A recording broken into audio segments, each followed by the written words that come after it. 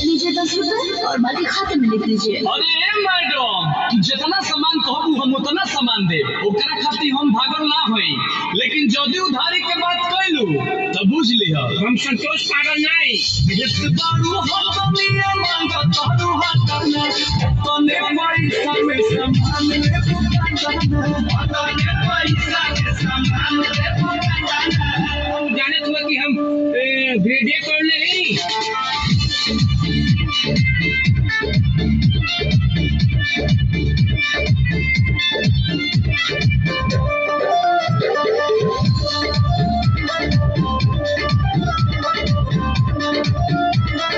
चल पागल नहीं। तोरा जस तू चल गो जस गो हंस जाई मोर तो कमदारी हो, नहकत लगा के चढ़े हो पर सारी, खुश होई जाई है महतारी हो।